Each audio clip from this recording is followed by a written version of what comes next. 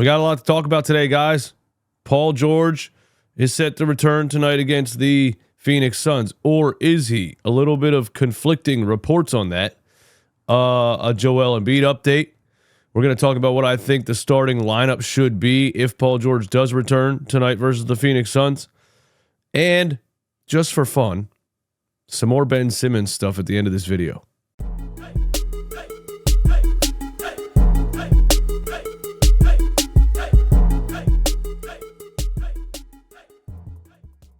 Run it back, nation. What is good?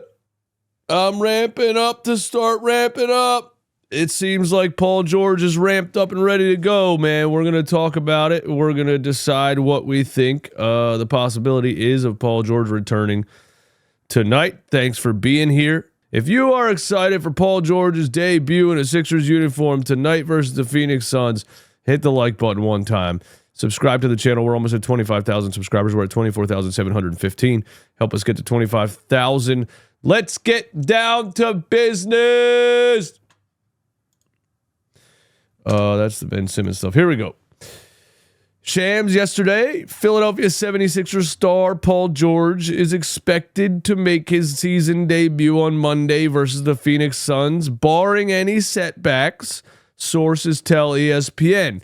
Now, you know how I feel about the Philadelphia 76ers. I'm not going to get all hype right away because they like to toy with us and they like to play with our emotions, and nothing surprises me anymore, and it wouldn't shock me if they, for whatever reason, decided it's not going to be tonight and they're going to wait till the next game. But he is expected to make his season debut. So everybody took this and ran with it on Twitter and everywhere else, claiming that Paul George is definitely making his return. I'm just saying maybe not definitely. Let's all pump the brakes and not get ahead of ourselves, because if it doesn't happen, we're going to be disappointed. Keith Pompei reported after Shams reported and said, hold up a second. Paul George is listed as questionable for tomorrow's game against the Phoenix Suns. Meanwhile, Joel Embiid will remain sidelined. George's status will be determined based on how he feels following shoot-around and pregame warm-ups. So with this report from Keith, Shams sounded more certain that Paul George is going to make his debut. Keith sounds less certain that Paul George is going to make his debut, but the end of the report, the end of Keith's report tells me, gives me more confidence actually that he's going to play tonight, because it says George's status will be determined based on how he feels following shoot-around and pregame warm-ups. So that tells me this is no longer the choice of the medical staff or the team. This is up to Paul George. And he's said for days now, he's said for almost a week now, that he doesn't have any pain in his knee, that his knee feels totally fine. He said his knee feels totally fine literally right after he hyperextended it. So I think if it was up to him specifically, he would have been playing already. I think the medical staff wanted to be extra precautionary, and that's why he's missed the time that he's missed. But if they're leaving it up to how Paul George feels after shoot-around and pregame warm-ups, I do think he's going to play, because he's said multiple times now that he feels fine and he's ready to go. He was running the stairs yesterday, the day before, trying to get his conditioning back ready to go. But again, you can't. You can only play basketball to get in basketball shape. So my prediction is yes, Paul George will play tonight versus the Phoenix Suns if it is up to how he feels personally after shoot-around and pregame warm-ups. That's my take on that. So let's talk about what the starting lineup should be tonight versus the Phoenix Suns, and then talk about let's talk about what the lineup will be, trying to guess what Nick Nurse will do, and then let's talk about what the lineup should be. This is my prediction for Nick Nurse's starting lineup, still because of his dying affectionate love affair with Kyle Lowry. Here's what the Philadelphia 76ers lineup will look like tonight with Paul George returning. Kyle Lowry, Tyrese Maxi, Paul George, Caleb Martin, Andre Drummond. Obviously, Paul George gives you another element and an elite level of shot creation and just another Very good option, very good scorer that the defense has to pay attention to so they can't just double and triple team Tyrese Maxi the whole game and elevate all of the haters. But yeah, I mean, everything's going to look better if Paul George is back in the lineup. Even Kelly Oubre coming off the bench is going to look a lot better than Kelly Oubre and Caleb Martin in the starting lineup together because those two players are redundant. Everything will look so much better with just the addition of Paul George.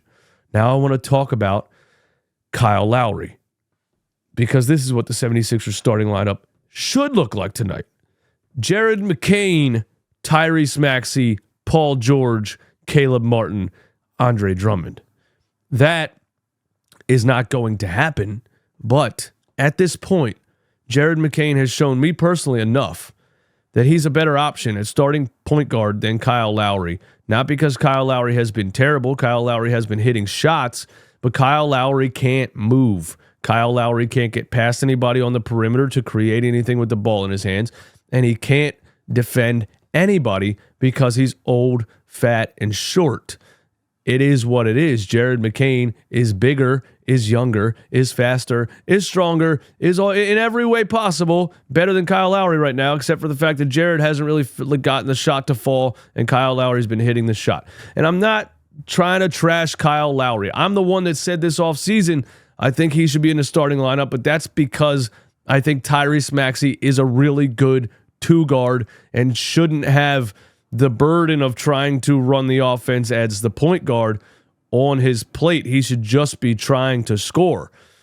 So that's why I said, I expected Kyle Lowry to be starting this year, and he is, but I've seen enough of Jared McCain already to come to the conclusion that he's a better option than Kyle Lowry at the starting point guard position. And for his experience, I think he should be playing more than Kyle Lowry because I think Jared McCain has a lot of potential and you got to play him. He has been inching towards the sharing minutes with Kyle Lowry recently, so I do have hope that Nick Nurse is coming to his senses in this area, in this specific point guard thing. I think Nick Nurse is coming around to Jared McCain, and Lowry played 21 last game. Jared McCain played 17, so I think he's thinking the same thing we're all thinking. I just think Nick Nurse is a little bit more hesitant because he prefers experience and, let's call it what it is, likes old basketball players.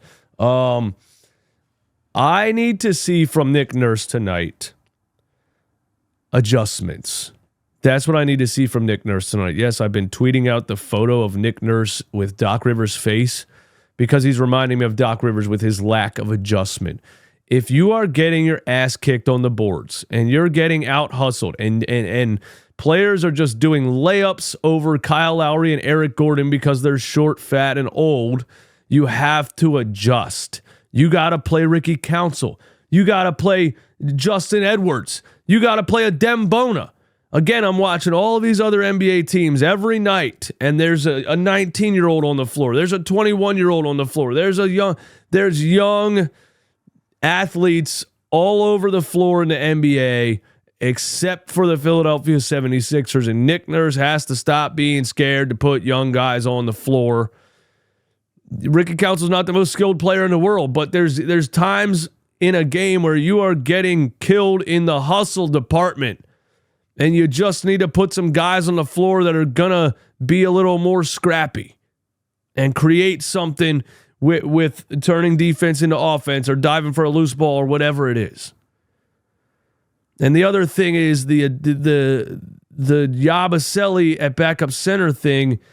It has worked. It's their only win this season. They had 20 offensive rebounds in the game, and Yabusele had, I think, 11 of them, and he was good that game.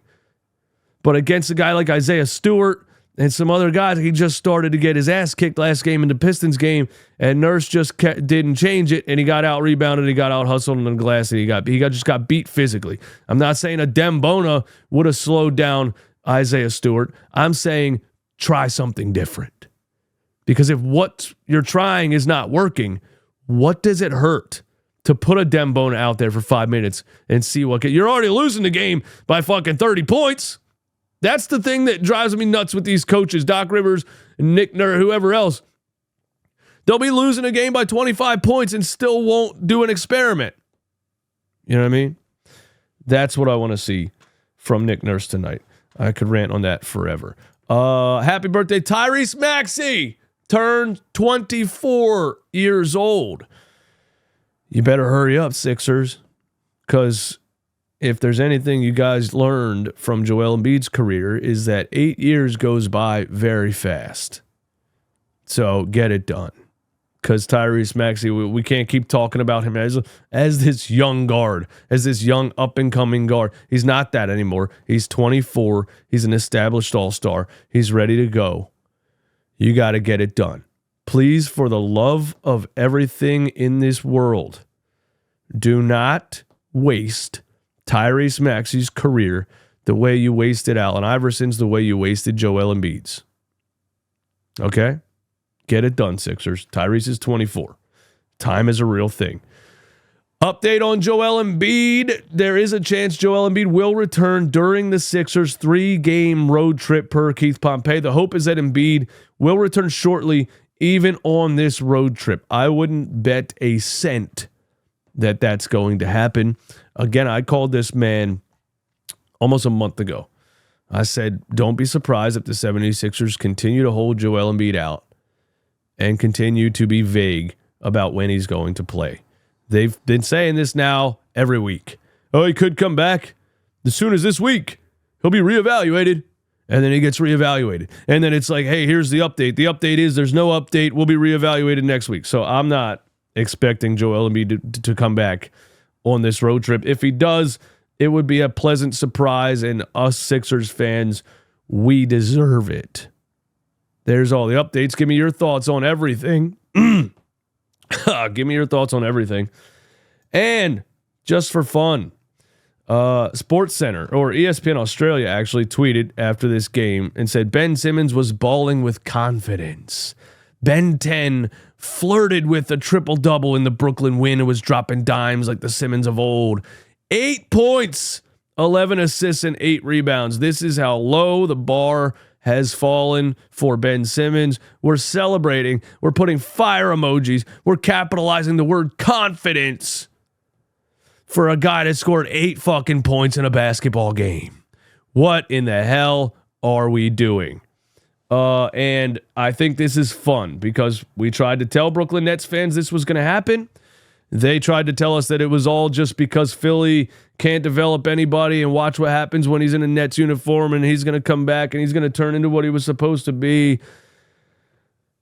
8 years later, another coach, another team, it doesn't matter.